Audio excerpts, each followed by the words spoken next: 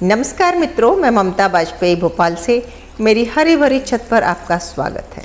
लीजिए, मैं फिर हाजिर हूँ नए वीडियो और नई जानकारी के साथ। आप देख रहे हैं इंडियन टेरेस गार्डनिंग आर्ट। और चलिए आज मिट्टी के बारे में बात कर लेते हैं। जैसा कि मैंने टाइटल में दिया है कि डेड मिट्टी क्या होती है और लाइव मिट्टी क्या होती है। आप देख रहे हैं कि मैं इस मिट्टी में पानी दे रही हूँ।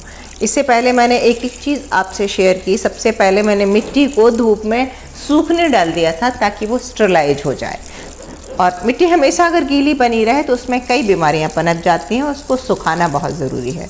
लेकिन यदि हम उसको 100% सुखा देंगे और फिर वो ऐसी ही सूखी पड़ी रहेगी, मान लीजिए कि मैंने इस टब में मिट्टी भर दी और वो सूखी मिट्टी है, तो उसमें जो मित्र कीट हैं, जो पूरा संसार है, जो जीवन है, माइक्रोब्स हैं, सूक्ष्म जीवी जो लोग हैं, वो सब मर के ख़त्म हो जाएंगे और मिट्टी डेड हो जाएगी। तो जब मैं मिट्टी सुखाने की बात करती हूँ तो मेरा मतलब होता है 80% के आसपास सूख जाए। यही बात अगर खेत में हो, जब हम खेत की मिट्टी स्टरलाइज कर रहे हों तो ऊपर की 8-9 इंच की मिट्टी सूख जाती है और नीचे की मॉइस्ट रहती है। तो जो मिट्टी में जो दुनिया है, वो जीवन, वो अंडे और वो सूक्ष्म जीवी नीचे नमी में चले जाते हैं और फिर जब हम पानी देते हैं तो वो नीचे से वापस आ जाते हैं। लेकिन यही प्रक्रिया ये कंटेनर में नहीं हो सकती, क्योंकि मान लीजिए इसमें ग्रो बैग में मैं पानी दे रही हूँ और उसके बाद मैं हफ्ते 10 दिन पानी ही न दूँ और ये मिट्टी पूरी ड्राई हो जाए तो वो नीचे तली में भी जाएंगे और तली में भी सूखी मिट्टी है और उसके बाद पॉली बैग है, पॉली बैग और गर्म होता है तो जीवन पूरा ख़त्म हो जाएगा। तो मिट्टी को अगर हमें लाइव बनाए रखना है तो उसके अंदर जो एक दुनिया है जिसे कि हम सूक्ष्मदर्शी से देख पाते हैं, वो बनी रहे। तो इसके लिए मैं क्या कर रही हूँ कि हफ्ते में एक बार, रोज़ नहीं, मेरी मिट्टी सूख गई, मैंने पॉट तैयार करके रखे। ये देखिए, मैंने ड्रम में, पॉट के बड़े ड्रम के अंदर मैंने छोटे छोटे पॉट जमा दिए हैं। वो यही सोच कर जमाए हैं कि छोटे छोटे पॉट में जब मैं पानी डालूँगी तो थोड़ा पानी रिस कर नीचे जाएगा। तो ये मिट्टी 100% नहीं सूखना चाहिए। तो हम हफ्ते में एक दिन इसमें भरपूर पानी दे देते हैं, क्योंकि अभी ना हमारी पौध तैयार है, ना ही मानसून ने दस्तक दी है। मैं इंतज़ार कर रही हूँ कि जब मानसून आएगा तभी मैं बीज रोपने का समय होता है और समय से ही बीज बिजाई करना चाहिए। बहुत अगेती कर देने से पौधे की ग्रोथ पर फ़र्क पड़ता है। तो तब तक मेरी मिट्टी कहीं डेड ना हो जाए। छोटे छोटे ग्रो बैग में भर के रखी है, गमले में भर के रखी है, तो इसको थोड़ा मॉइस्ट रखना ज़रूरी है। अब फिर से गौर से सुनिए, इसको गीला रखना ज़रूरी नहीं है, हल्का सा नमी बनी रहे।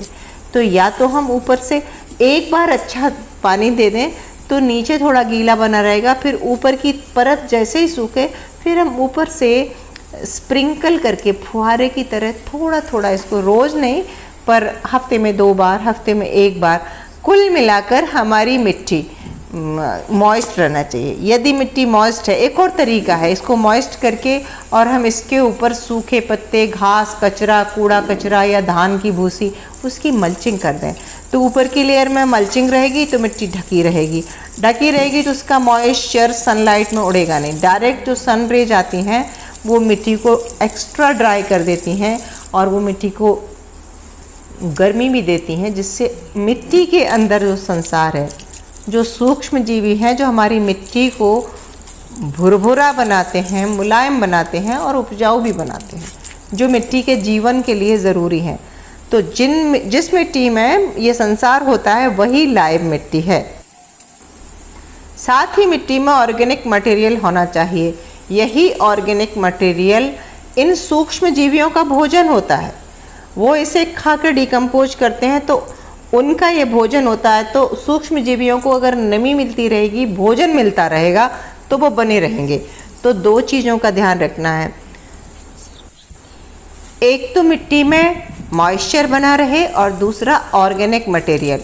जब मैं ऑर्गेनिक मटेरियल बोलती हूँ तो मेरा मतलब होता है सूखे पत्ते और इसके अलावा गोबर की खाद या वर्मी कंपोस्ट या किचन कंपोस्ट, ये सब ऑर्गेनिक मटेरियल ही है। और अगर ये हमारी मिट्टी में है तो मिट्टी में जो माइक्रोब्स हैं वो उन्हें खाना खुराक मिलती रहेगी और वो बहुत आराम से चलेंगे इस मिट्टी में। और ये मैंने पहले भी कई वीडियोज़ में बताया है कि इस दुनिया में सहजीवन सह अस्तित्व ही मान्य है।